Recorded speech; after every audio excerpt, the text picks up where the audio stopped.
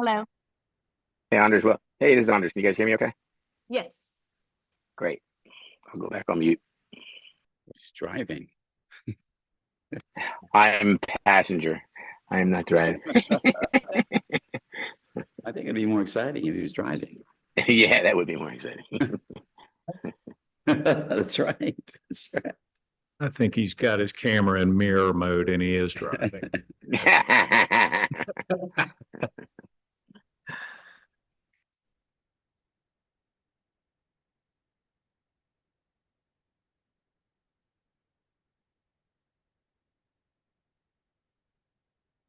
Hey, Connor. All right, we've got a quorum, so let's get started. This is the City Council work session for May 19th, 2025 for the city of Bel Air Beach. It is now 5:30 and I am calling this meeting to order. Please rise and join me in the Pledge of Allegiance. I pledge allegiance to the flag of the United States of America and to the republic for which it stands, one nation, under God, indivisible, with liberty and justice for all. Kathy, would you please call the roll? Councilmember Frank Bankert. Present. Councilmember Kim Shaw Elliott. Councilmember Todd Harper. Present. Councilmember Jody Shirley. Councilmember Anders Willings. Present. Vice Mayor Lloyd Roberts. Here. Mayor Dave Gaddis. Here. City Manager Kyle Riefler. Here. City Attorney Nancy Meyer. All right, thank you, Kathy. We're going to just go right into item number one, which is discussion of repairing or remodeling the number 1001 Cedar Drive building. Take it away, Mr. Riefler. Thank you, Mayor. So this is an invitation to bid that I prepared for 1001 Cedar Drive, which is the Public Works building, which was previously a single family home that was converted to a Public Works facility where we store equipment and tools. And during Hurricane Helene, it took on about 3.5 to 4 feet of water on the inside, and we lost a lot of the contents and had to cut out, pretty much what every resident had to do in the city is cut out some of the drywall and the plaster, remove all the wet damaged contents. So we did get some claims back from our flood insurance. We had 2 policies, and we received total on the property for the building, we got $76,242. And then for the contents, we received about $14,872. We lost a lot of contents. If you remember, we lost like Christmas tree and other decorations, so small hand tools, saws, chains, all that. So a lot of these contents is we did have to replace. But I wanted to point out just the building, claim that we did get back. We're at 76,000. So there is some insurance return that we had for this project to cover the costs. What I did, if you go to the large bid document, the first part of it is all the invitation to bid, and then a lot of it is the contractual terms. And it includes a sample contract, which is the second piece of the document, which is a lot of pages with the general description. But if you go to page, if you're on an electronic version 15 of 136, you get into the it says minimum specifications, scope of work for the bid.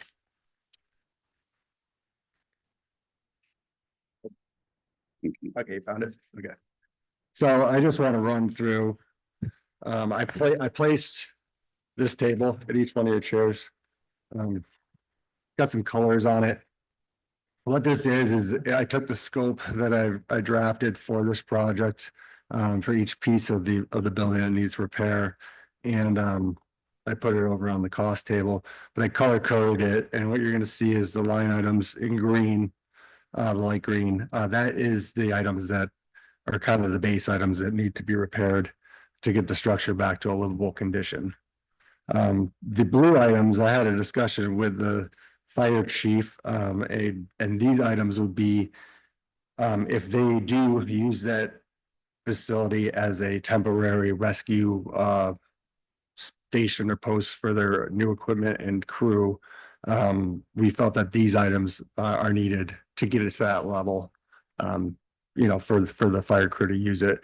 And what you're gonna see is more so like the changing out all the windows, because we feel if you're gonna have firemen stationed there, sleeping there, you're gonna need some good insulation, climate controls, noise barrier, so that they can stay there. And in discussion with the new chief, he says that they are willing to split a 50-50 cost share on all these items, because they do understand that, typically if we were just going to replace or repair the house, we wouldn't go to the extent of doing all the windows, because we did not get water high enough that would require that the windows get replaced. But I do think we could benefit from it if they use it for that purpose. Also on the blue items, you're going to see the kitchen sink, along with some counter space. We're talking just some lower cabinets to provide a kitchen area for the crew if they were to stay there. And they would also need a walk-in shower.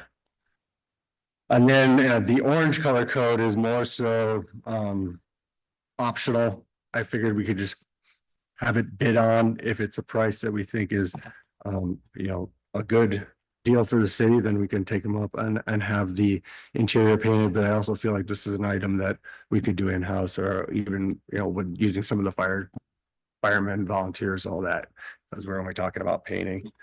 So I tried to break down all these items with my estimated costs, and then show that at the bottom. So right now, I estimate that the base repairs that are going to incur to the city, if we were only going to repair it back to a livable state, pre-flood condition, we'd be at about $60,000. But then if we were to look at doing the upgrades, the windows, kitchen, shower, I think the project is going to come back somewhere around $75,000. I just wanted to show that number for our estimates. It's pretty close to what we got in return for the flood policy. Right. They could come back slightly higher, slightly lower. We don't know. This is just an estimate. But I wanted to review. And I also, there's a building diagram that I sketched up really quick. So I'm just going to pass it out.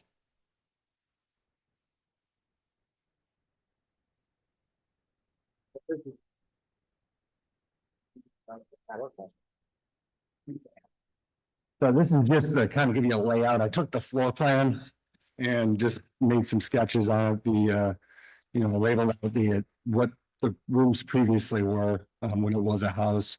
I, put the window locations, the dimensions of the windows. I did sort of an interior sketch of how the rooms are divided out to calculate the walls area. And all the outlets, just to show the placement and the layout. But I just wanted to present this to City Council. I'd have to send it back to Attorney Eschenfelder to just do a final review of how it's all set up. But if in looking at these building elements, if there's anything that you feel that we are not covering, I'll just run over them really quick. A lot of the demo was done. We did remove a lot of the wet drywall that was in the building and a lot of the contents. There's still some overall just cleaning for all the dirt and mud that got into the building. So there is some additional demolition, flood cuts to do, and just general demolition. There's some equipment demolition. The AC, it's a split system. It was fairly old. I want to say over 15 years already. But it's shot. The condenser got flooded, and then the air handler is not in great shape, and we have discovered a water leak that's coming right down in the closet. So there is a roof repair that needs to be done. So I have a general roof repair, as well as there's small areas of soffit and fascia that could be replaced. So I put that in there as well. The electrical, we did get some 3 outside quotes, so we do have an idea of what it's going to take to get the outlets and switches raised up to that 4-foot cut line. So used that from the electric contractor's quote. And then again, we have the windows, looking to remove the tank water heater that was in the house and replace it with a tankless. We feel, a natural gas tankless water heater would be way to go for such a small house that barely uses hot water. And when we had the tank, every time we turned the hot water on, I hasn't been using them, it smelled pretty nasty. So we think it's going to be a better setup for the purpose of the hot water. And HVAC, we think about a 2-ton system, R32 refrigerant to bring it up to date. And everything else, just interior finishes, the drywall texturing, and again, like the exterior stuff. I did a walk around, stucco repair is not too bad, and the outside of the house it's still in presentable condition. I wouldn't look at it funny if I was doing code enforcement. Okay.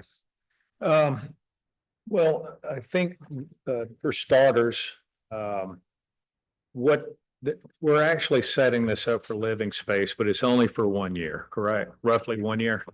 That's what we're talking about, is a temporary space for them to operate out of until Okay. they get a full-time. And just to recap, the insurance is going to cover the base repairs Yes, and part of whatever else we decide to do to it.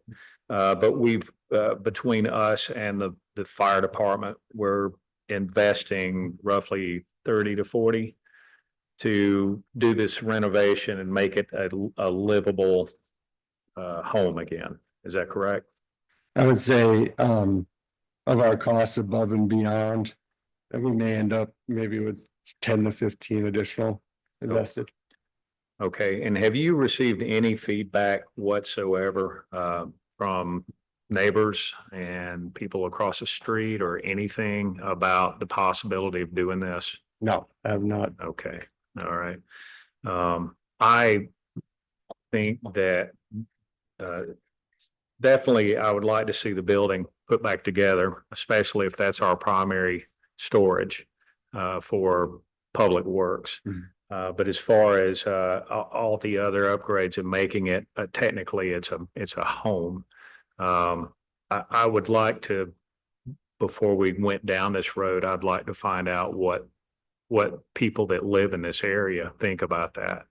Also, I'd like to know if there's any way possible that if they're cranking up their truck and they're leaving, are they blaring with the sirens and the lights on right there in the parking lot, or are they going down the street and then lighting it all up?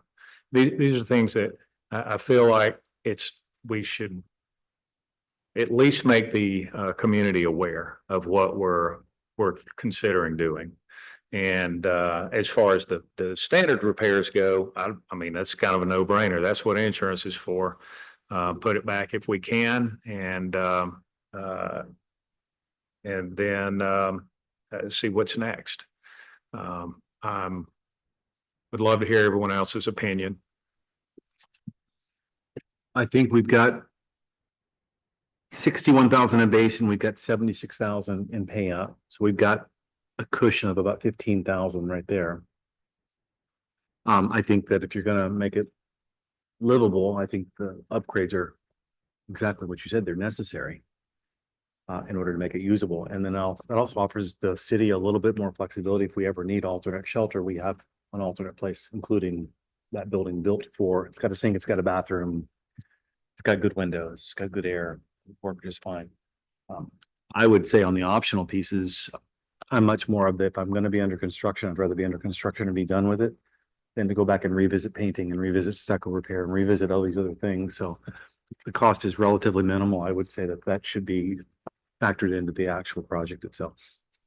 Okay, just bear in mind that it wouldn't be, I mean, we would be absorbing all the cost if the community said, no, we don't want a fire truck and some type of a paramedic vehicle out I will there. amend my statement then. I will say if the paramedics are a go and they are willing to invest with this, I think it's a reasonable set of repairs. If it is not, and it's going to be a storage building, then this could be pared down.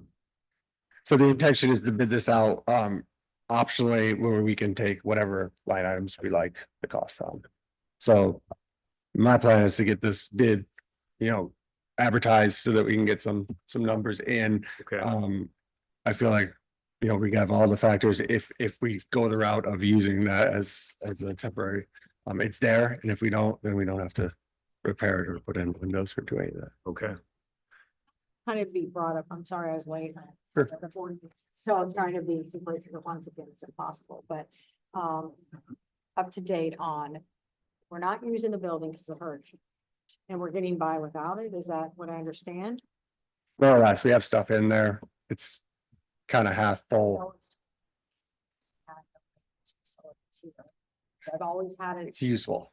issue with us using that in a residential zone, right? We're using it as a commercial property. No one else in the city. That's correct. It's the only one with a detached garage. The fire department, they want to put trucks there? I thought they were just using it for support. Here, Yeah. our parking, Oh, in our parking lot, just use they the would building. run across. Well, they're waiting on the new fire hall to be built. And is there insurance on the building? Are we getting any insurance payout on it? Yes, that's at the bottom. We've already deposited the money. 75,000. We have that. Yes.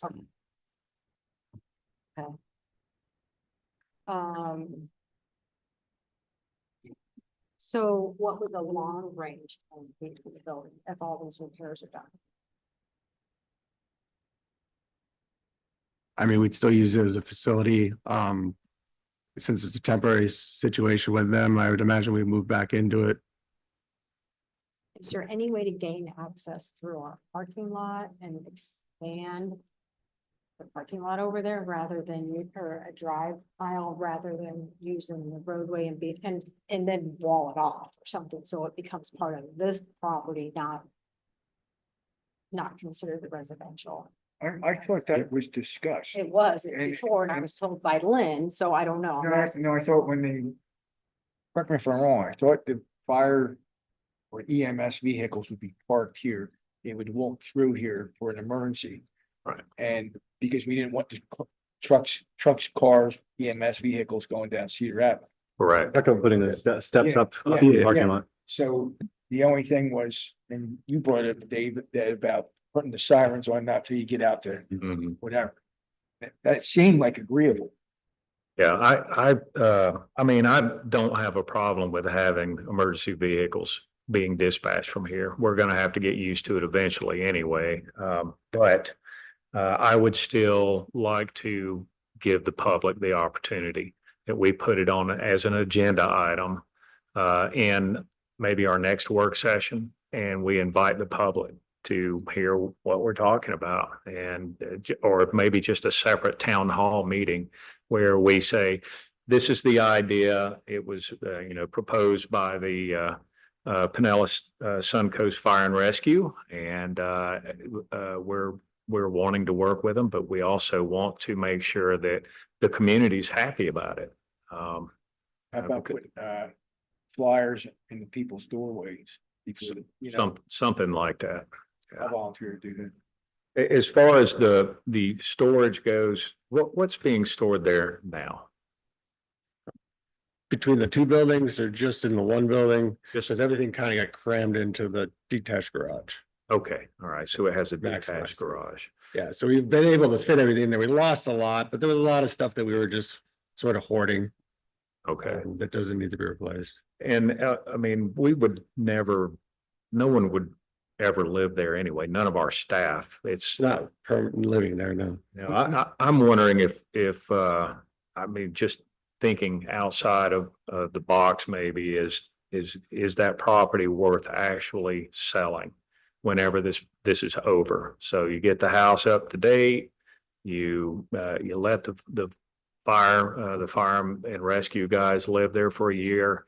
We sell that property, which will be worth more than what we're investing in it, and then maybe build something in the back lot or something, some type of storage that's on our property instead of on Cedar. Cause I don't know, it just doesn't seem like, we're getting the most bang for our buck on that one property if we fix it all back up again. Going back, I remember talking to Lynn about this because the flood insurance on that building was astronomical because it was all commercial. If it was residential, it would be not even probably half. So if we bring it to living, Flood insurance is about 7,000 on the building, I thought it was more than that. No? Yeah, so and that's because, is that commercial or is that? it's institutional zoning, but it's, Yeah. yeah, I think it would be more if it was a residential home. Well, I thought it would be less. Yeah. Yeah. So I didn't know if we could So. pay for it ourselves. Yeah, my position on it is that if we can somehow combine that lot with this existing lot, Mm. we need to hang on to it. City, because you can't get any more land, right? And A so. lot behind it is also demoed now too, just point that out. Sort of. Yes. 941, so, Yes. so. But I don't like us using cedar. I mean, I was the one who kind of raised pain about us not, we didn't have a fence along Cedar.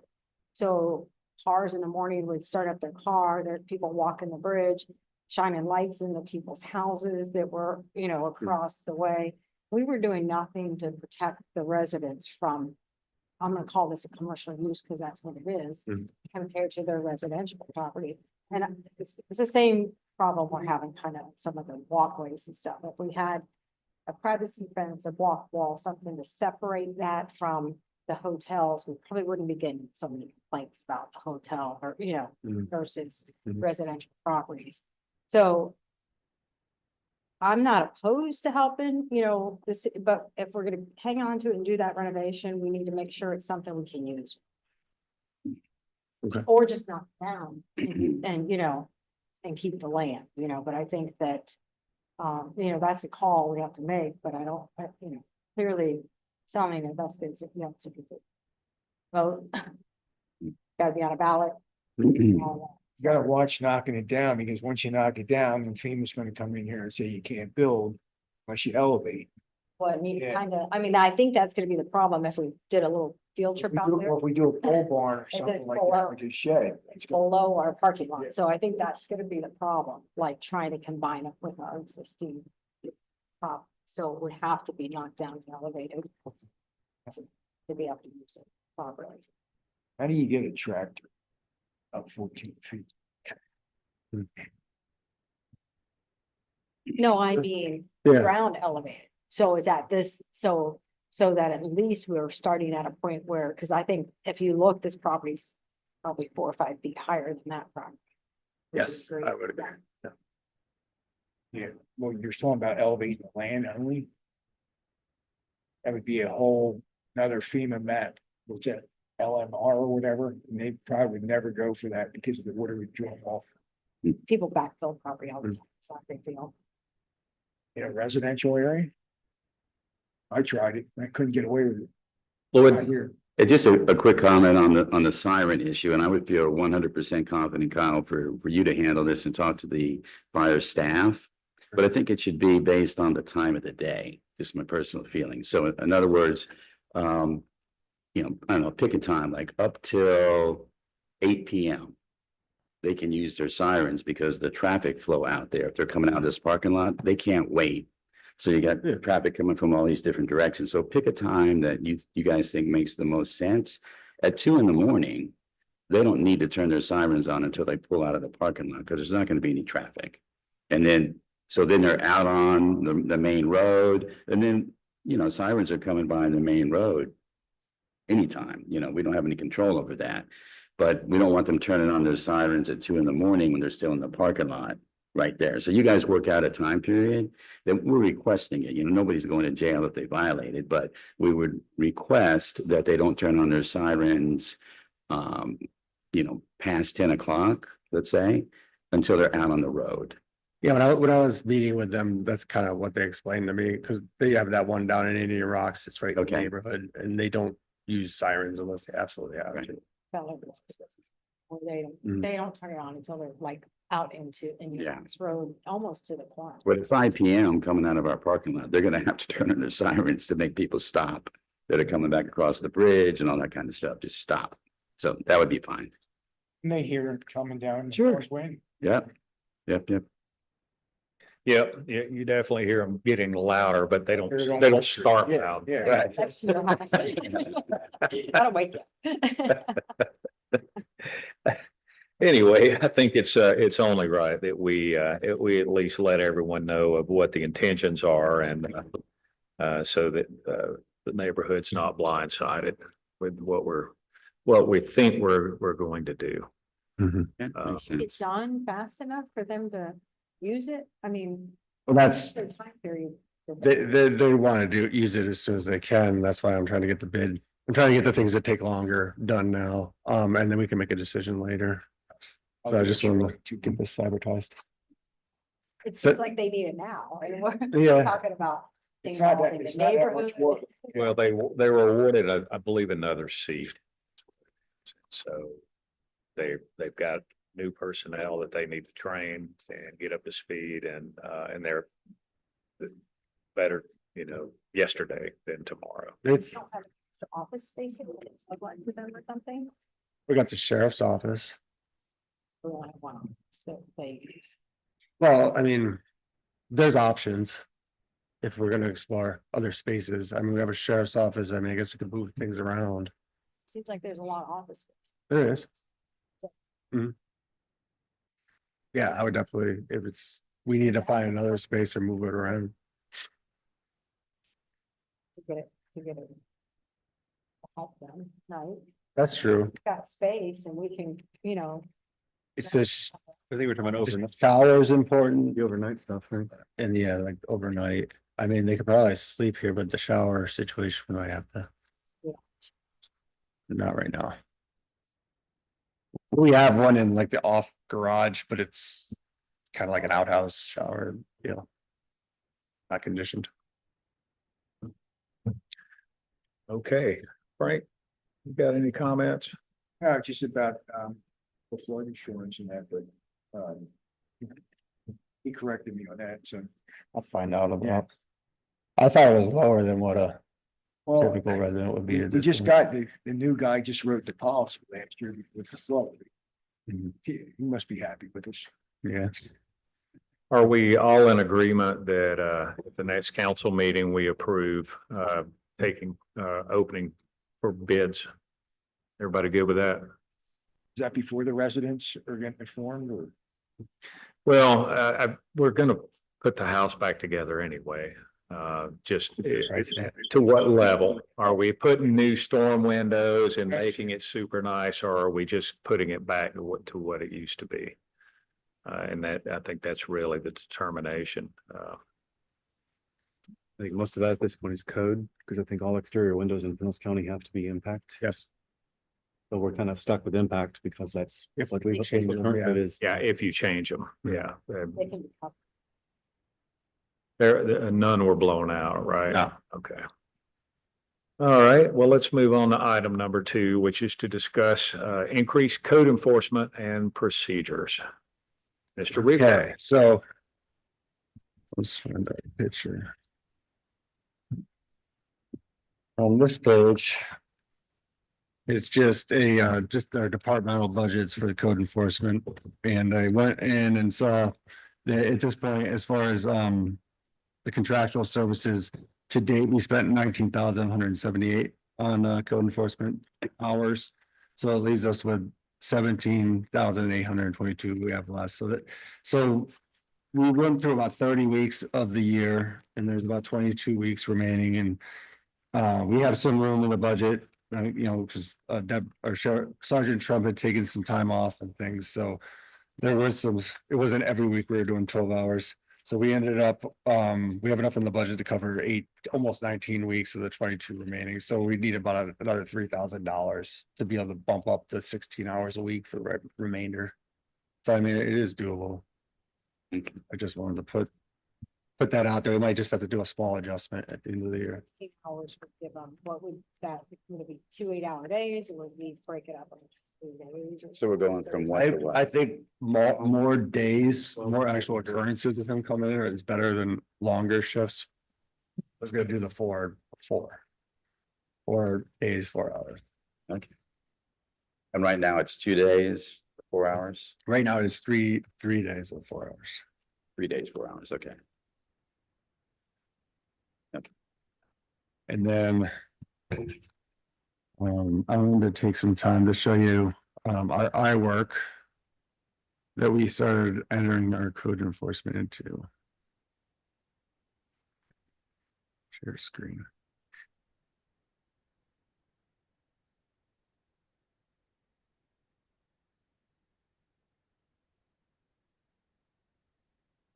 Can accommodate that.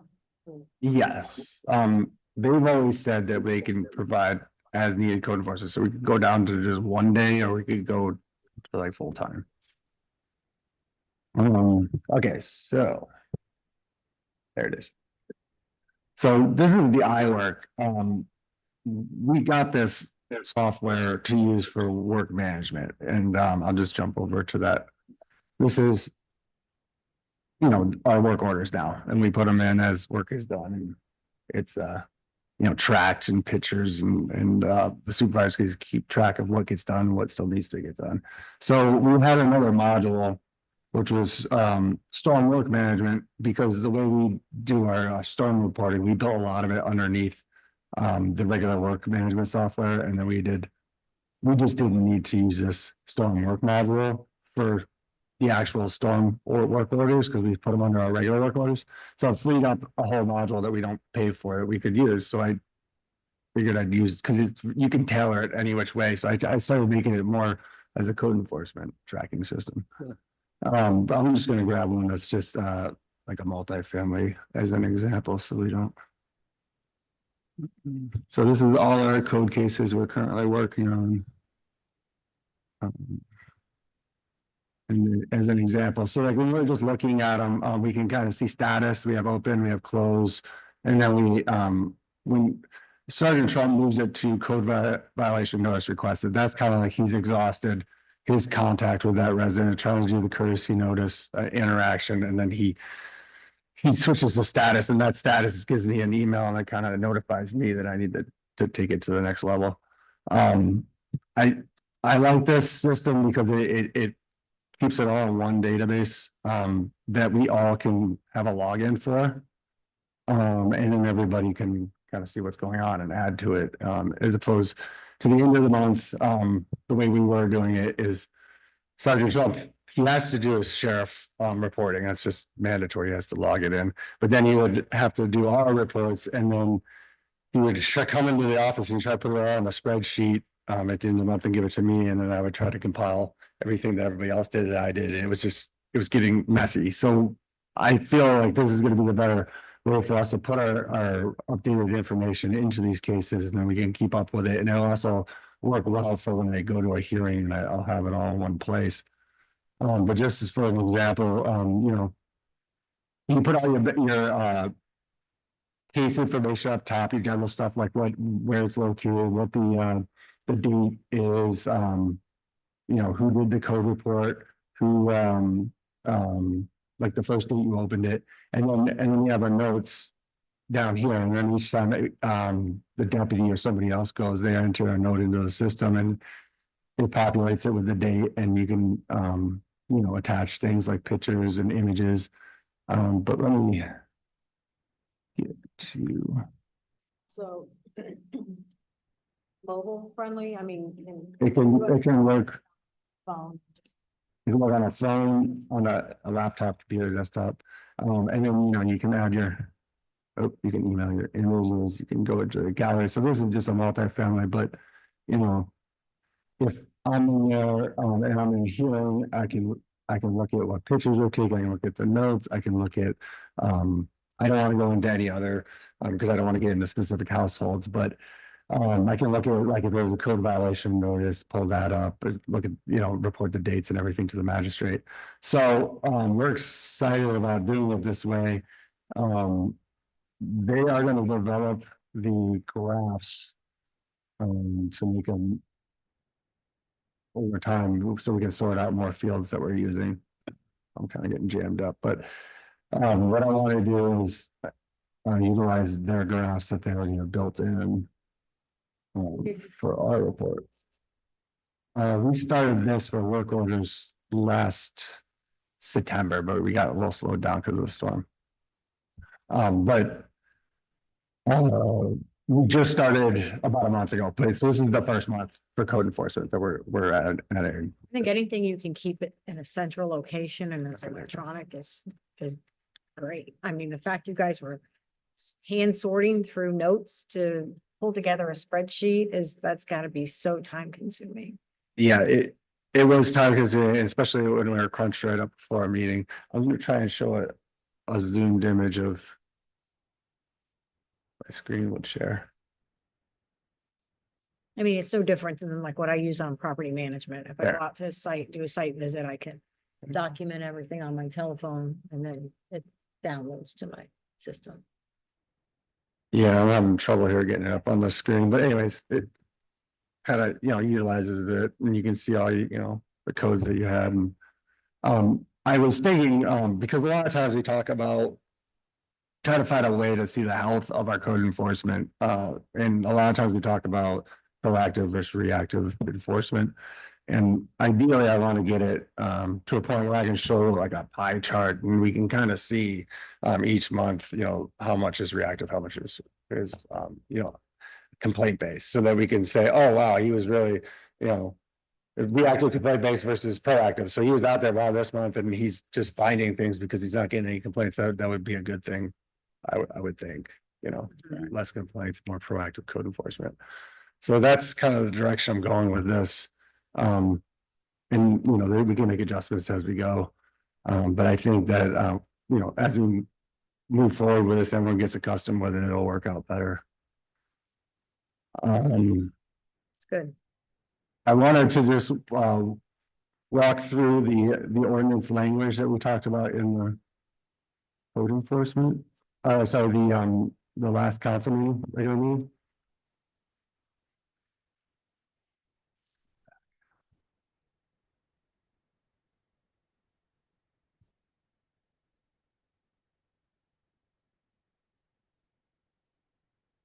So in this is on the packet, we included the ordinance. And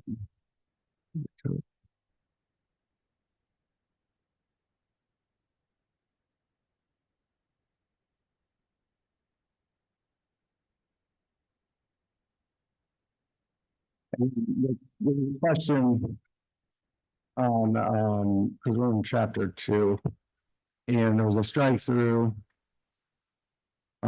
section 243 subsection D, and it was about the 5 to 30 day time period. And Attorney Myers was explaining in the meeting that, if the reason that they chose this language because it falls in line with the state statute. I called Attorney Trask last week and had a discussion, and he was saying, because I was trying to explain to him, I think that the days, having set days, it makes people know that like either it's going to be 5 days or 30 days, and that's the max period of expecting for some kind of correction on a code. But what he was explaining is that we can do that. We can have guidelines that we follow as far as how many days we use for each type of violation. But what he was explaining to me is that it's better to be in line with the state statute. For if you ever get challenged, you have to go to circuit court, that you don't start from different language. So that was kind of how it all goes back. So I just wanted to bring that up. And if we feel that we need to have a set time period for certain violations, I'm more than willing to take your direction and do that. But I don't think it needs to be in the ordinance. Okay. No, it was explained well to me. I mean, I once it was confirm that it came from the state code, you know, you don't want someone challenging all of your, violations and then we're getting nowhere, right? We end up with, you know, could potentially just be with lawsuits and things that we don't need to be involved in, so. Okay. So, I'm good with that. okay, I understand there's I know of at least one person who really wants that code to have some teeth to it, but there's too many variables. Between 5 and 30 days is a bit extreme at times, and you need to have the flexibility to determine what is a reasonable amount of. So I'm fine with it also. I can say there's, 30 days, I mean, maybe in a situation where there's steps that need to be done, that it might be like, I could see like a 45-day, but 30-day, to at least Standard notice, timeframe. you were delivered, you were notified, 30 days. And then that also is to just reach out and be like, I've been notified, I have a plan and like to discuss it. So, So Kyle, I would say that if we're going to put a time frame in, then the wording needs to be changed from to correct to start correction or have initiated correction.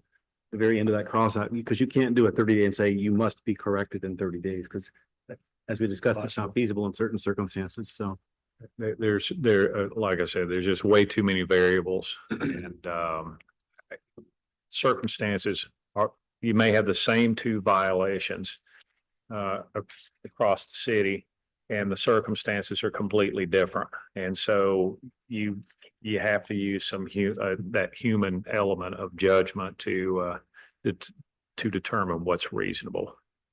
And so, yeah, I think this is good language. Well, and I'm seeing like, it almost feels like a second wave of construction starting, where maybe people are just getting paid out, insurance, I don't know what's happening, or roofers are just getting freed up enough to start new projects, because on my street, 2 new roofs are starting this morning. So it's interesting to see the process and, there is a progression to getting help. And that's not something a homeowner can fix themselves. So, a roof, for instance. yes.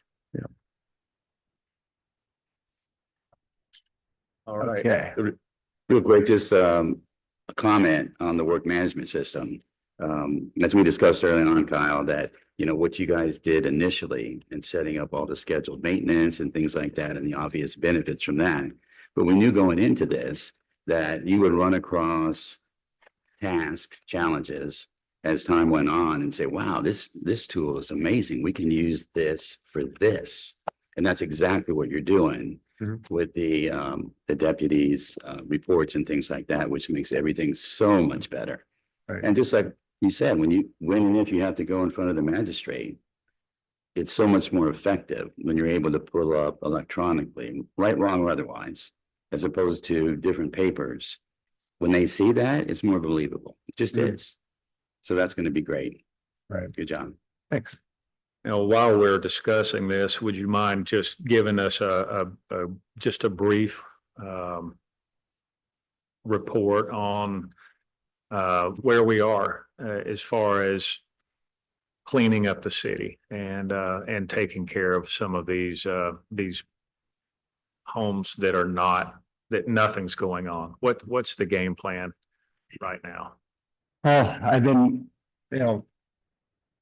sending letters and making contact with people that are still substantially damaged. I found the one at 105 is going to be a fair sale. That was one that hasn't been touched. So the property managers said that they are putting up for sale. So I'm Causeway. I discovered, or the code enforcement officer discovered today, that there was another house that apparently the owner did not know that somebody was living in.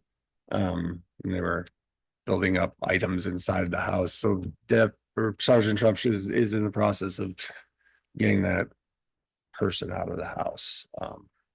But he did like several reports today, and the owner wants the person out of the house. And then we have a violation at that house for we had an RV that wasn't permitted. They removed that, but they have a dock that's dilapidated. It needs to come out.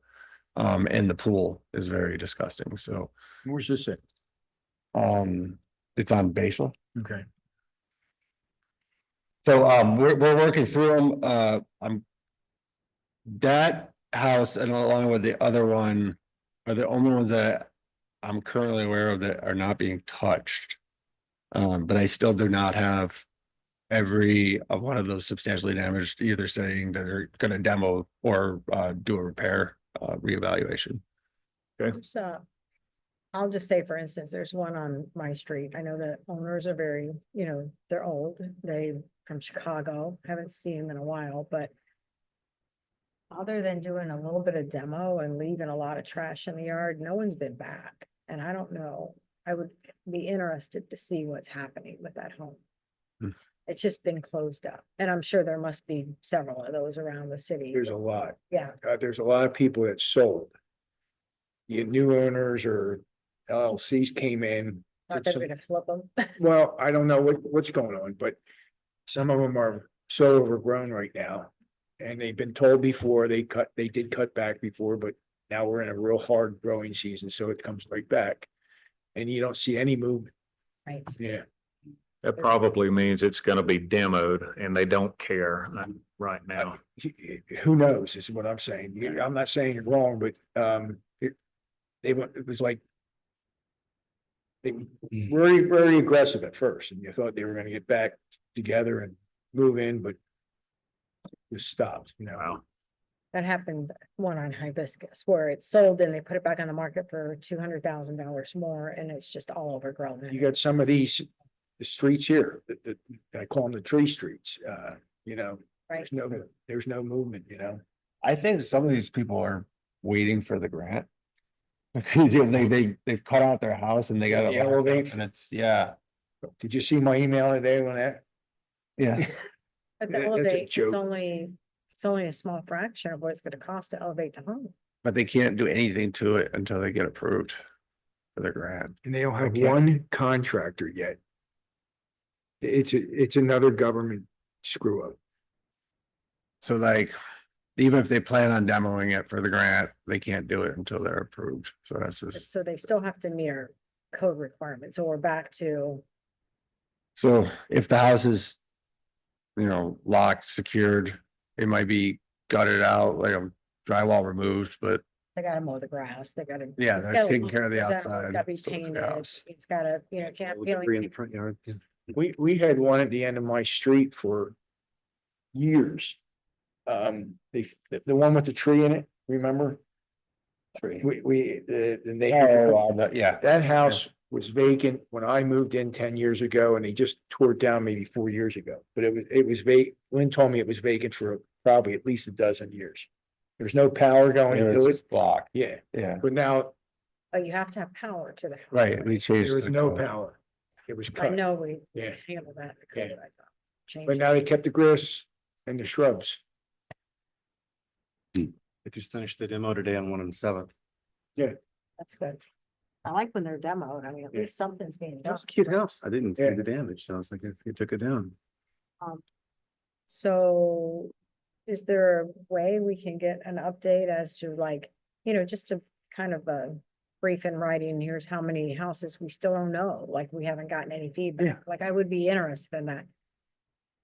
Yes, Here's, and Let's have then the multiple one with the charts. explosion, I know there's structural stuff going on there and it's boarded up, but how long can you have plywood over the garage doors and stuff? Is that forever or what exploded?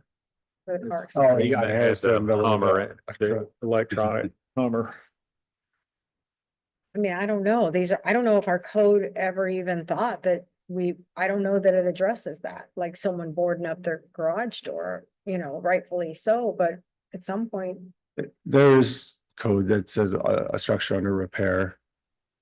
Some of it is probably not as realistic, given that the storm situation, but there I mean, are. they either need to Still be apply a for- work, there should still be a work order, even if work hasn't been done. There should be something to show they've moved it forward other than just putting plywood on and leaving it there. I mean, they've got to apply for permit at some point, right? How long are we giving them, for that? Those kinds of things, like we know the house isn't inhabitable. Structurally, it's not sound. There's So, gotta- yeah, so boarded up, houses that are in a boarded up condition. Yeah. I can, There's should be quite a able to few of move a those. permit along with that. There was 4,600 permits pulled in Pinellas County and an estimate of 26,000 damages. A lot of people didn't wait. They just moved forward on with or without permits. Which is fine, but you get an after the fact permit or something like that, you know, you just handle Well, it. yeah, I don't care what they do, but don't make the neighborhood look like hell, you know? That's right. All right, and you know, we've been getting a lot of emails about various complaints on Gulf Boulevard. Are all the paths to the beach now safe and secured and nothing blocking? Nothing blocking. I did locate all of the easements, so. And that turns out that fence is ours to maintain, so I gotta figure out.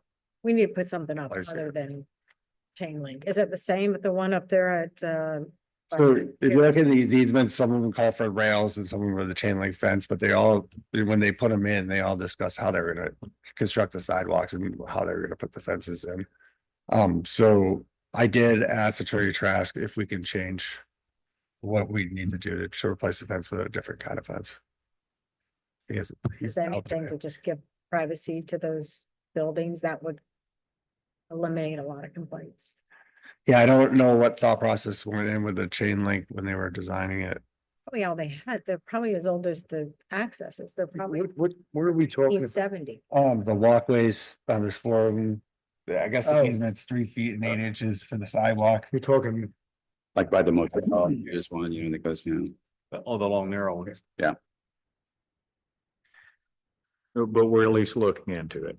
Yes. Okay. And apparently that building that was right on the fence, that's been there since this easement was created. So all this was already thought out whenever they did it. So I think us taking care of the fence, condominium taking care of the wall, and then the paint job after they do the repairs and stuff like that should take care of the area. And there's something about a storage building, standalone storage building that was,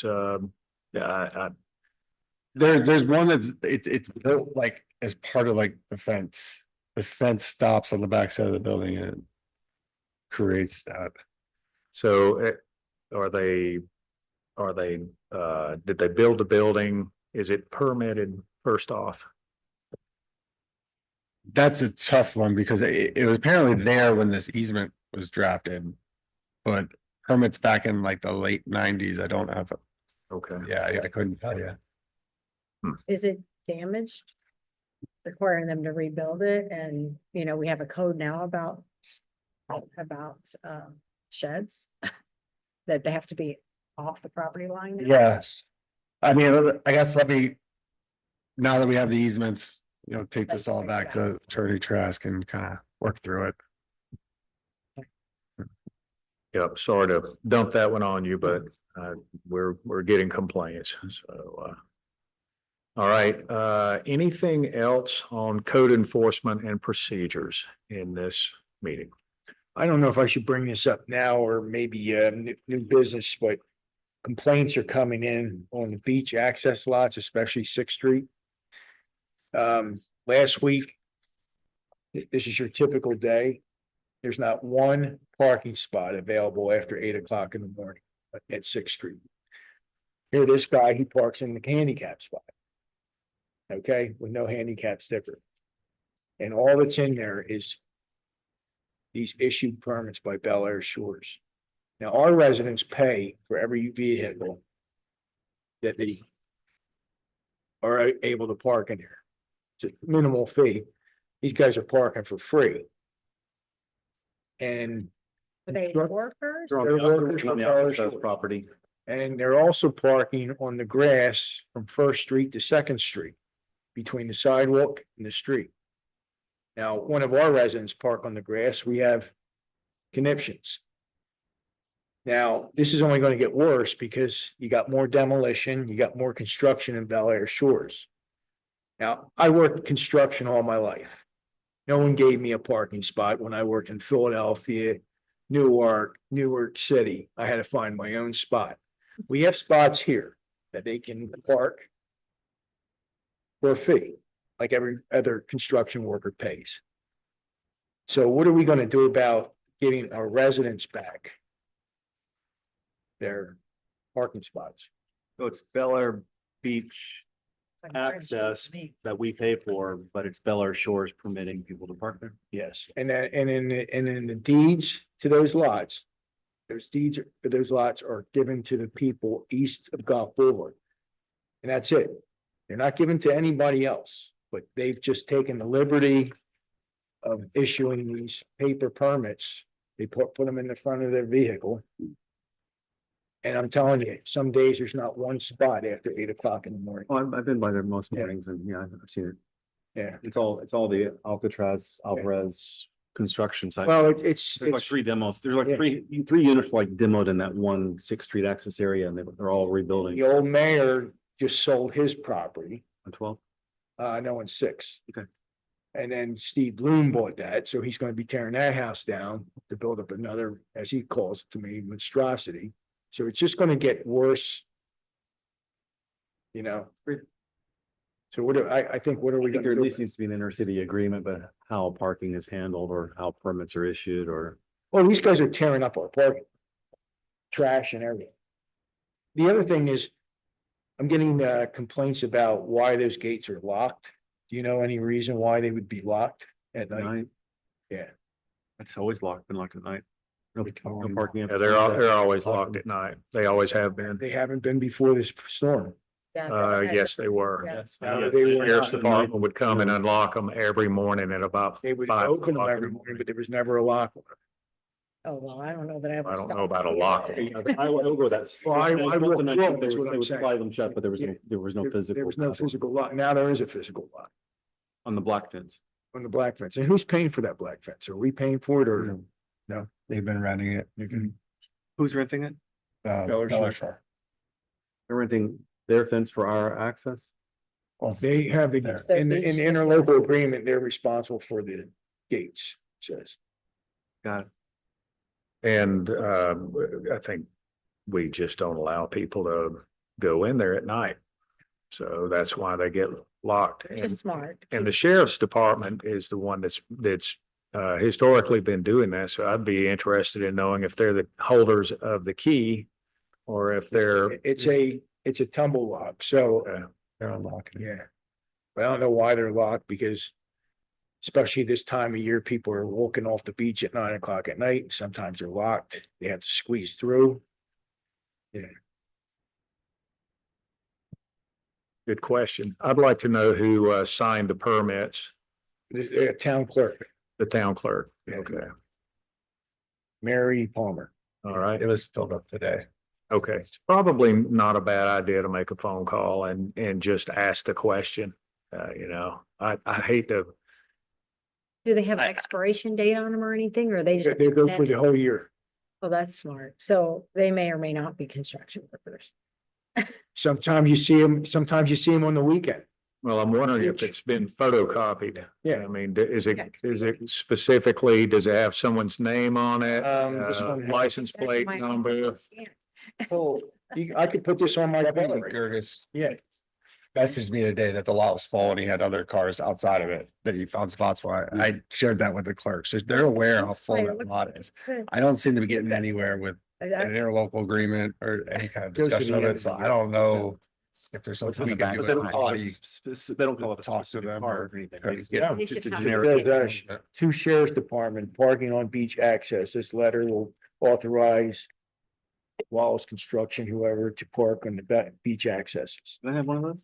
Can I have a copy? You can have, this is. I mean, for my own car, for my own car. Yeah, $5. If you don't mind, would you send a, 50 cents. if you send a copy of that to Kathy and then you could just send it, email us all. And it's probably time to have It's a little- this conversation a little again. Presumptuous on They their didn't part, think especially that the was- issue it for a year. Like, now. clearly they should say, okay, come weekly, register the vehicles that will be parked there, something. a Well, little more. Like I said, By vehicle. you go into Tampa, they're not gonna give you free parking. But I mean, there's nowhere else to park, right? I mean, There's a so, place here to park. well, yeah, but then we'll be complaining about them parking here. So I don't, I mean. Yeah, but we'll be getting revenue. I mean, we get revenue at Morgan Park. It still doesn't make it right that as a resident, you can't get a parking spot down there. But now this is just deeded to us. Yeah. And we can't get a parking spot, we can't even get a parking spot in the handicap. I think they need to rein in their permits and just figure out how to control it on their own part. They need to But definitely. they also need to kind of ask some level of agreement with us that they're using our Yes. spaces. We've had, this is not anything new. No. It's just super bad now because of the storms and all the damage. And Yeah. you can see it's almost every other home now is being demolished Well, yours and is horrible. rebuilt. So this is not going away anytime soon. And It's gonna get worse. I think that it's probably not a bad idea to have that conversation with them. And let's see if we can reach some sort of a reasonable Combination. expectation of what you can and can't do. Because it is bad whenever we can't even get on our own beat, we can't get to the I think beach. every lot should have, and if they're gonna do that, they should reserve half a dozen for. Well, you should residents only. reserve one The whole lot- sign. the whole lot is permit only by definition. Right. If they're giving them out to construction worker, there's gotta be some policing those. You can't just give them an open-ended copy of a letter And, for the. and I believe he said it best. The contractor gets one and photocopies, Right. It's on 'cause file. that's what it looks like. That Yeah. Put a looked fresh like. yellow highlighter on it and it looks new. Some of them aren't even yellow. It's a black and white copies. Yeah. Getting cheaper with that. Yeah. Okay, so we're going to at least have to have a conversation and see what kind of response happens. And if you would like for me to be there with you, and then we just go and sit down with them and say, look, this is what we're seeing. Be more than happy to do that. Okay. Okay. All right, anything else? Just a question, when does planning and zoning meet again to talk about code? We tried to do this Wednesday, but we did not hear back from 2 of the 4 to get the quorum. So we're pushing for a second week of June at this point. That means they don't even have a chair right now, correct? They have a chair, and we had one member who committed to our last 2 meetings we tried to have, but we, one that's having health, something going on, and another that we didn't hear back from, so we're 2 members, we're having trouble. So we have 4 members total on the, We have 4 only, we have 4 total. yes, so 1 seat is open and no Who's the alternates. Chair, Doug Prescott. Doug is, that's Yes. what we just. appointed. Well, I was just wondering, because he was just voted back in, but don't they still have to elect a chair? They would do their appointment again, yes. Okay. Okay, We have 1 open seat, okay. Good. let's move on to item number 3, the one that everyone's been wanting to talk about. This is discuss city clerk interviews.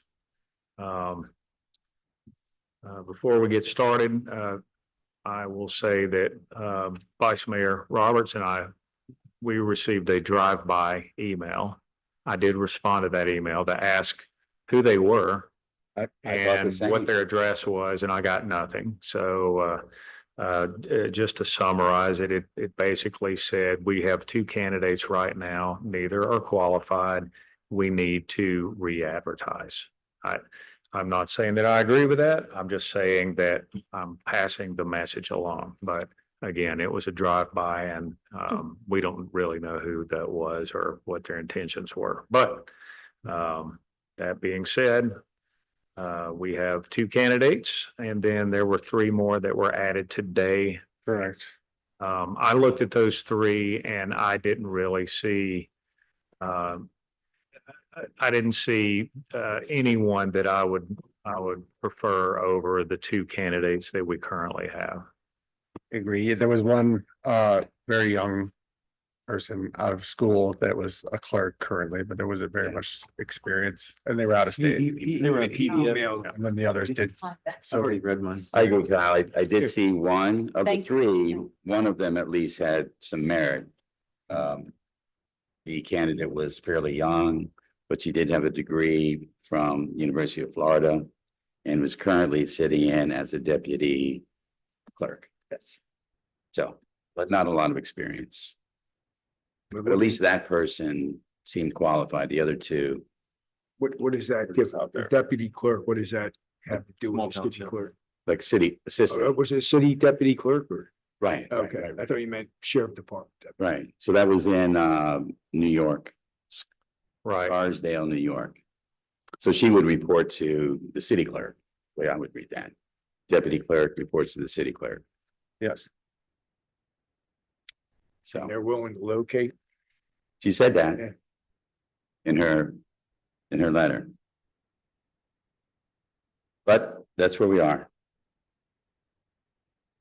Have we bumped up her pay at all since she's doing two jobs or?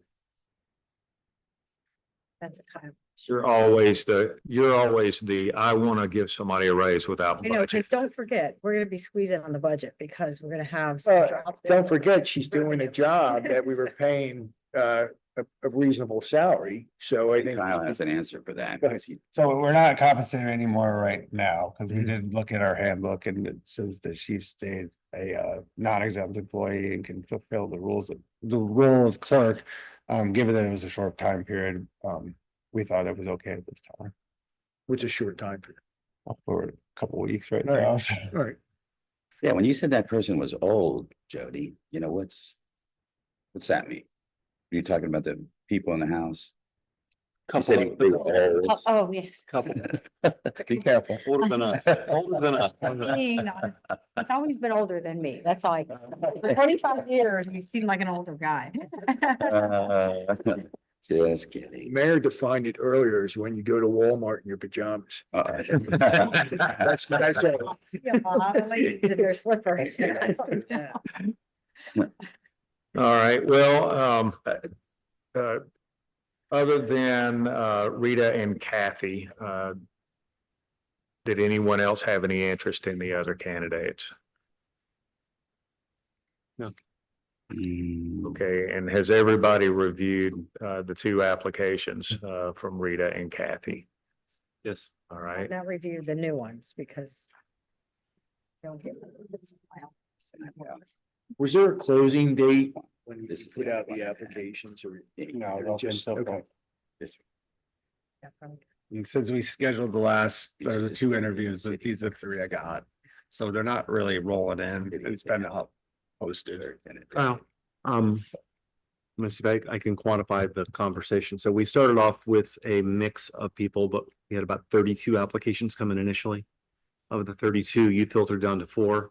Of the 4, we interviewed 2. We filtered 6. We filtered 6, we chose 4, we interviewed 2. And since then, we've had 3 more come in. Is that the correct metric? 3 more Yes. applications have come in. Okay. And the reason we interviewed 2, because 2 dropped out. Correct. Right? So they self-selected out. Right. So that's fine.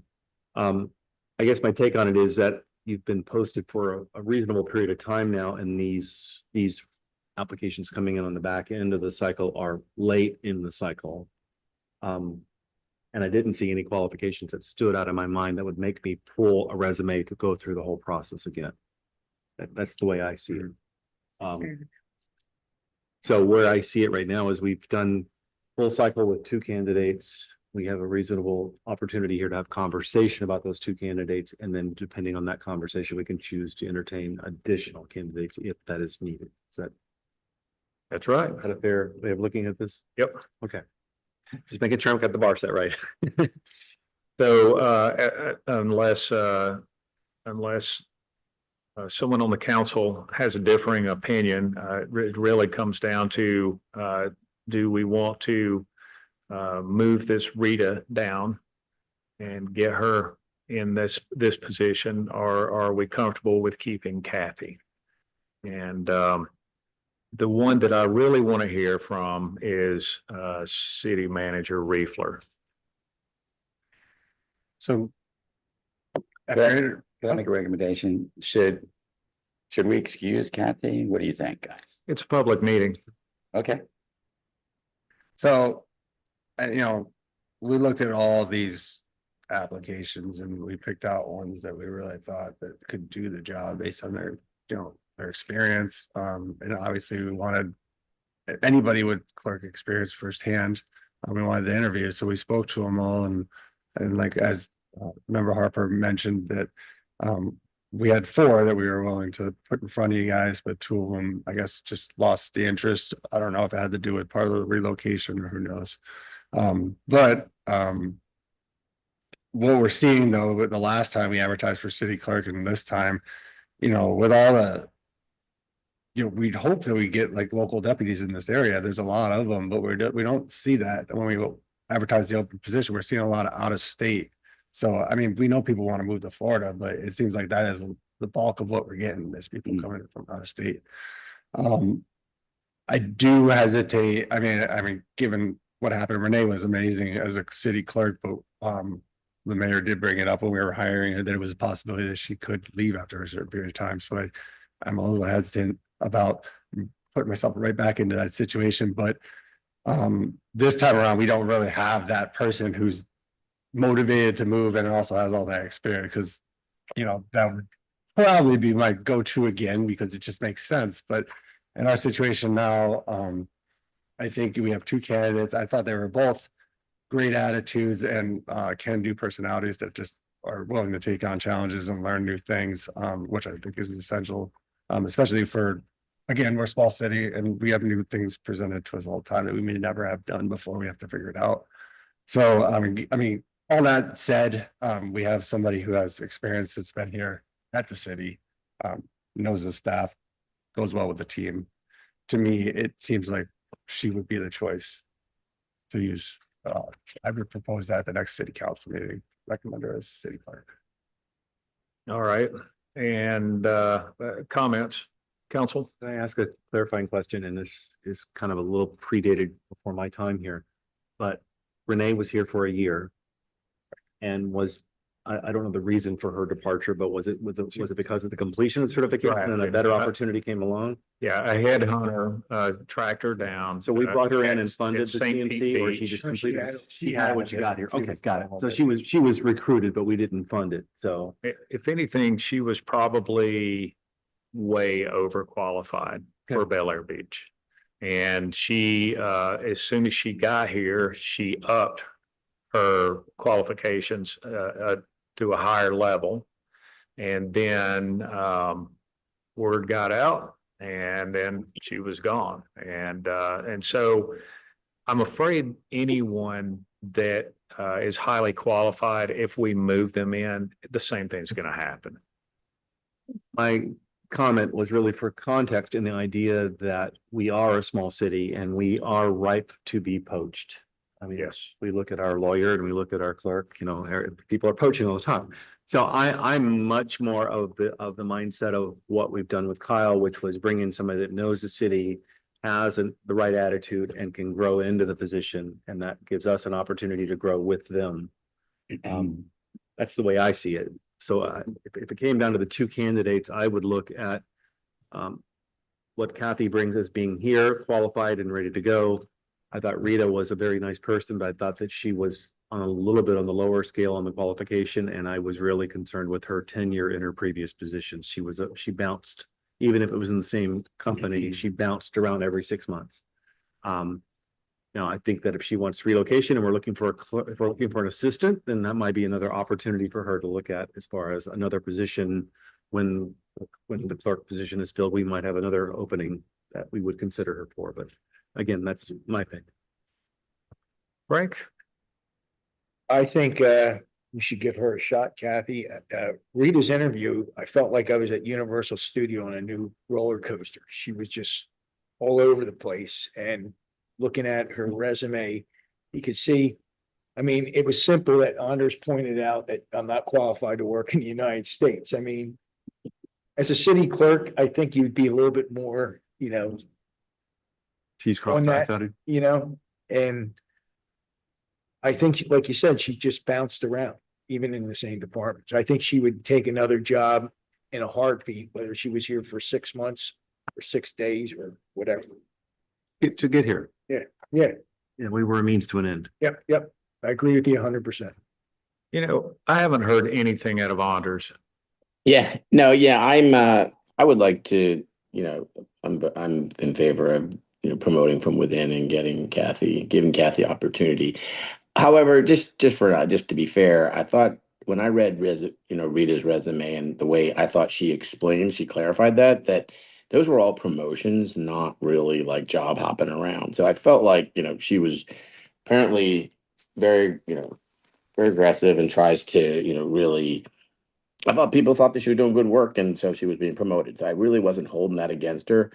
But I do really like the idea of, oh yeah, and just one other point. Her origins were, it seemed like, or at least part of her origins was in St. Pete, and she was wanted to get back. So I didn't feel like like she just wants to move to Florida. But that aside, I still like the idea of promoting within, giving Kathy a chance and to grow. And I like her dedication to this city.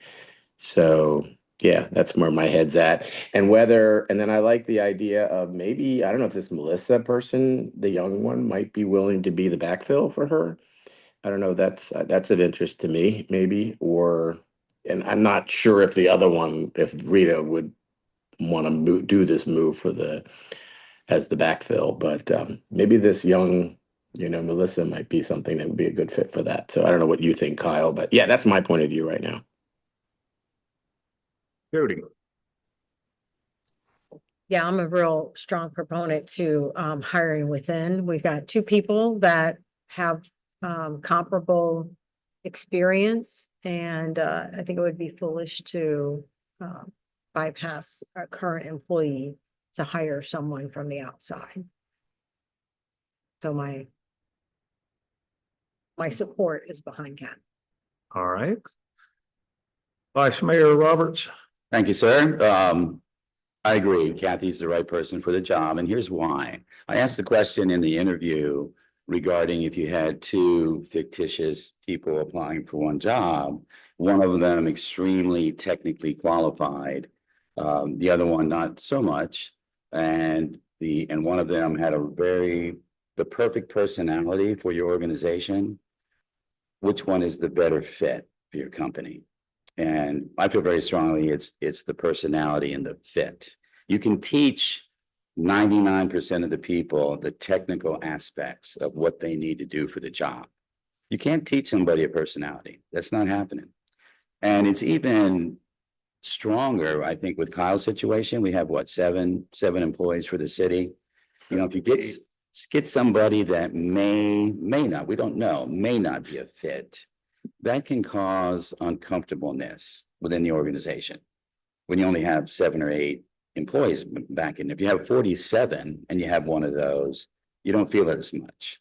We already know Kathy. We know how she fits in with your workforce, and everybody's comfortable with her for nothing but good things. So I think that's a strong attribute for her to have, and why it's important that we select her. Good. All right, I feel the same way about bringing up from within. I think that so far I'm very impressed with Kathy's attitude and her willingness to help. I am a little leery of what you don't know yet. So if we do this, it's imperative that you do get your certification and work hard towards it. Also, it's imperative that you maintain constant contact with the Board of Elections, Pinellas County, the state, to cover us, to make sure that we're doing what we're supposed to do also. That's the one thing that I can say about Patty Gentry, is that she did it for so long. She would just pick up the phone and call you. Hey, this is due in a week. Where's it at? Don't make me wait on it. And that was awesome. And I would love to see some more of that out of you. But I'm willing to give you the opportunity. And I think the rest of the council and the city manager is feeling good about it. So I don't know what the next step is in the process, but you have my vote. Oh, Attorney Trask says I can bring this as an agenda item at the next regular meeting. Perfect. All right. Well, would you like to say anything? I just would like to thank everyone for the opportunity to show you what I have, and I'm looking forward to learning the position and to get started with the training and be there. I'm not looking to go or move anywhere else. This is my home and this is where I want to stay. All right. Well, welcome. Thank you. Welcome, because you've been here for a while now and we're all very familiar with you. Can I just ask a question? You said you'd bring it to the next council meeting for a vote. Next Do- week. Do we have, will you draft an offer or something? How do we, I mean, because we can't, how's that gonna work out? Because we, So with Renee, we did a resolution, but Attorney Trask said we don't need a resolution, that if I just make a recommendation with the pay, that we can do it that So way if as an we official have- action. some input, we should probably talk to you so you can consider that when you're, because she works for us, right? I mean, that's kind of, yeah, Correct. the council, so we need to make sure that that offer looks like what we want it to look like. Yes, so any recommendations, then please contact me. And then I will recommend at the next meeting Okay. for discussion. Yeah, the only thing that I'd like to see on there, other than obviously paying her, is that that she is working towards Mhm. Getting that accreditation and then maybe she sticks around for a while. And then with that requirement, it might change, so I'll bounce that off of Tom Okay. to see what he thinks. How long does it take to get? There's a couple, three certifications and. There's the CMCs, 3 there's years. the MMC. Yeah. So there's the certified municipal clerk and then the master's municipal clerk, So how long does the first one take? Almost 3 years, right? almost 3 years, yeah. Then how long does the MMC take? That one takes quite a bit. I think that's like the city manager where you really have to have a lot of years experience. And it's full on executive or clerk years to count full credit, or you can get like partial credit for other positions. Because we advertise a salary range of what, 77 to 81. 81? Sounds right. Yeah. That's what I was gonna ask. So what type of conversations took place with the interviewees that contacted you? We had it advertised from what to what? Salary. 77 to 80. Yeah, let me fact check that. I think it was 77 to 81 was. That's what was advertised for the position. For the hiring range was gonna be between that and that. Okay. All right. All right. Now we are on to general business. Do we have any general business? I just want to mention, next week I have the FFMA City Manager Conference in Orlando. So I will be leaving Tuesday and returning Friday. It's just going to be could be a tricky week, but Kathy and I will be in communication, getting the agenda ready for the regular meeting. Okay. And are you planning on advertising for the administrative assistant? Yes. Right? Do you have any resumes you can pull from your previous advertisement to see if they would be interested? I mean, I'm going to try. like maybe there's. I was going to try if Rita was really interested in Mhm. possibly the younger application we got from New York. Anything about the Solomon 6? So we have that being delivered tomorrow afternoon to around Wednesday. I won't be here. I know. Yeah. Should come. It's gonna be dry, so. We're just gonna get it down. We gotta get it in before it gets too wet. Talk to my wife. Okay. Any other general business? I have a quick one. So Bel Air Beach is in the middle of its 75th anniversary. I had a neighbor that recently passed away, Teresa Haverkamp, and in cleaning out her belongings, I ran across a document that I think would be really interesting to hold historically for the Bel Air Beach Foundation. So it's actually the 50th anniversary book. Oh, for wow, Bel Air look at Beach. that. And it goes back and it includes newspaper articles, minutes of meetings, permits, all kinds of things. So I just wanted to donate this to the foundation, that if it's of use, but I don't know whether we ever choose to augment it for 75 or 100, but it's, at least it's a nice, What's the date? 2000. No, I'm talking about the date it was found, man. Like March, April, November. It was November. November of 1950. I mean, not November, March, March. Randy, All in there. Randy looked it up. 16th. I think so. Yeah. March It 16th. was a Sunday. You might put word out too for, any photographs. It's some I interesting got stuff. a photo of This is the original Harrison. Bel Air like an Beach aerial Foundation. With no houses on it. Mm. There's Good one idea. house, I think. Yeah, what I, It was an old, Everybody wants you it, know, but I think it's good, 1970s good at least for photo historical and I record. have It's probably better in the scanned. It's hands not of the great, foundation but than it's anybody else. kind Yeah. of cool. I would like to see something out there We that's can put it in permanent, stuff, that it maybe it has 3 sides on it or something that would show kind of the history of our community and what it looked like before they ever started bringing all the sand in and building up the barrier island or the fingers. And I've seen some interesting stuff on the internet, but I think that would be cool to have. While you brought that up, bringing the sand in, is there any information on bringing sand in? No, not at this time. I'm still, in fact, I have a TDC meeting Wednesday. And if I hear anything, I will pass that information along. All right. Thank you. Last I heard, they're still trying to permit that project, right? The dredging. No, it's going in permitting, but it really boils down to who's gonna fund it. You know,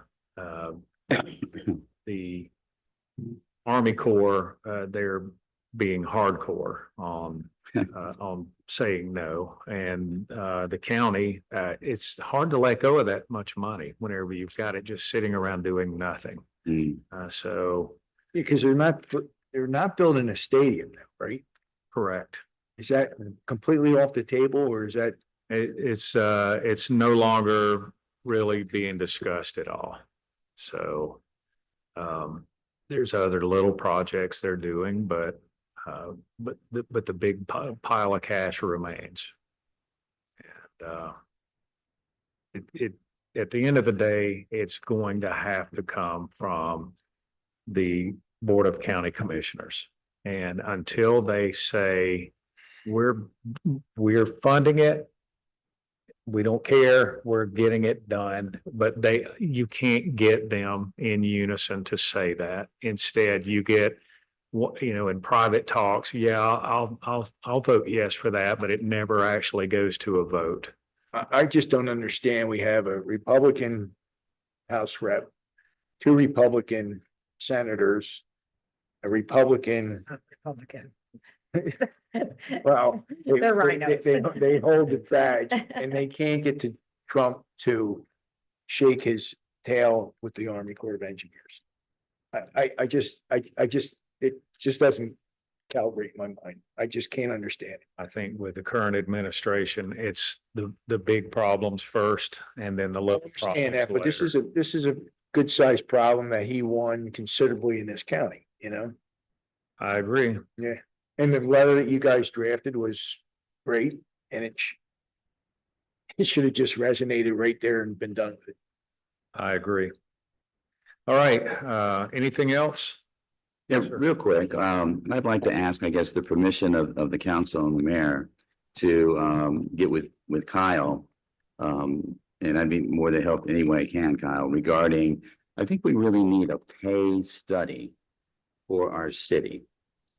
Because it seems like here lately, we're reacting to trying to create and adjust salaries for staff because of different variables that are entering into the equation. But we really, I don't know, maybe we do, but I don't think we have, a lot of organizations will pay way too much money, I think, for a company to come in and do a pay study for their 85 different positions they have in their organization. And you're basically setting up, what's your objective here? Our objective, it sounds like, we don't want to lose staff. We only have 7 or 8.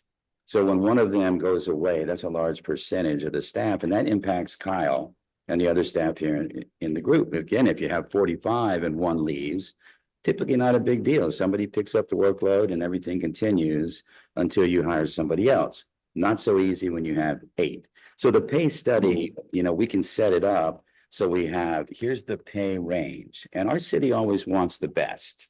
So if we want the best staff, we have to set up those positions where we have a minimum and a maximum and a midpoint. So we know that going into it from this point forward, from the time we finish this thing.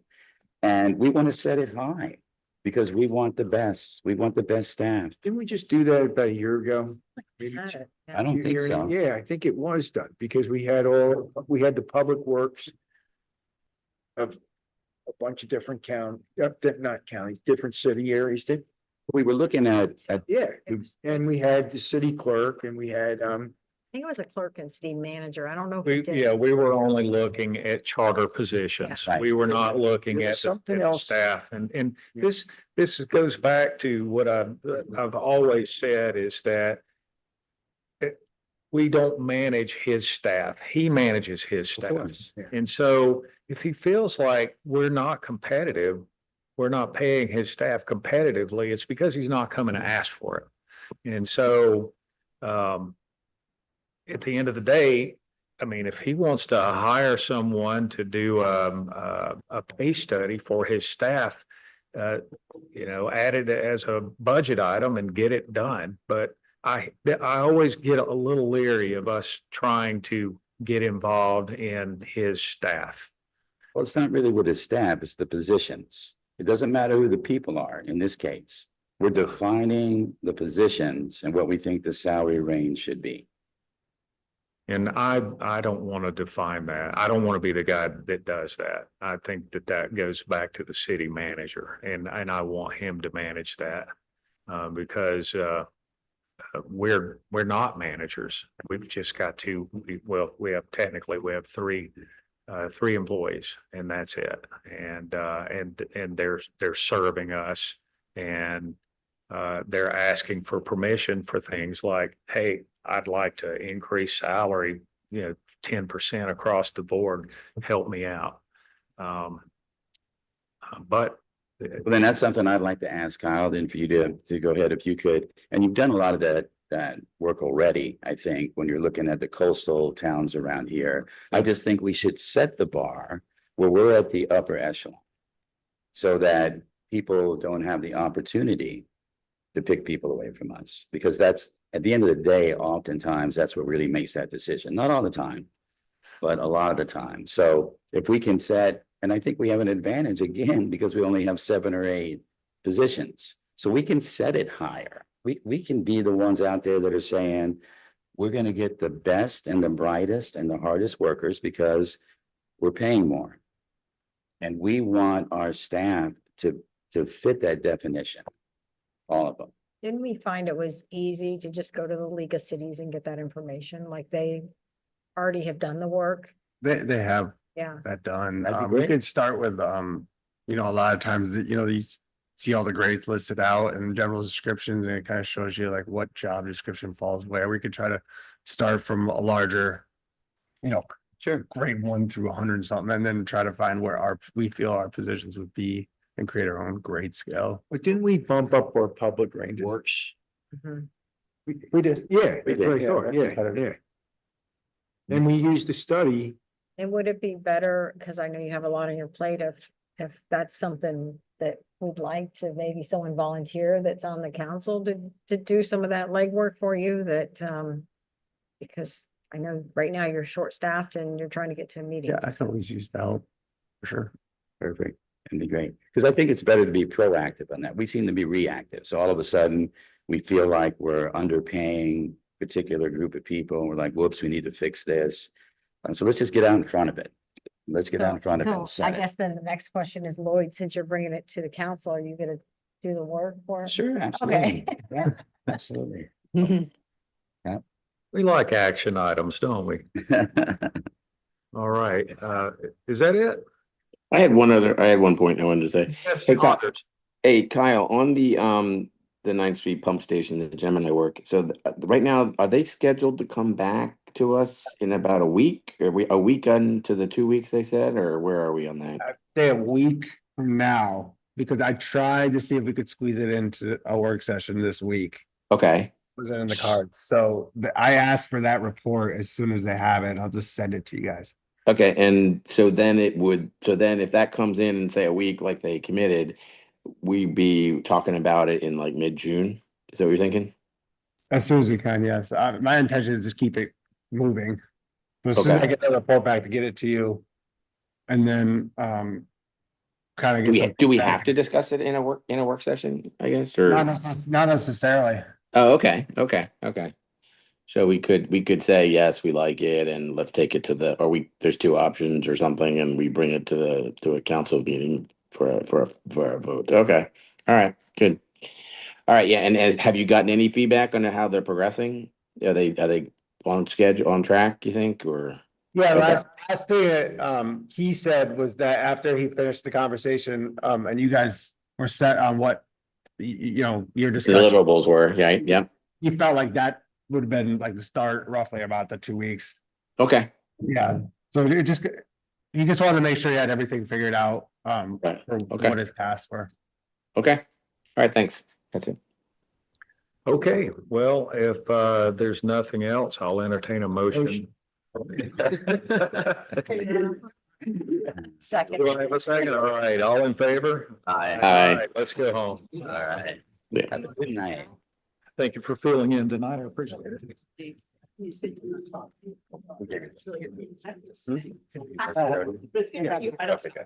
Don't think I need them. Thank you.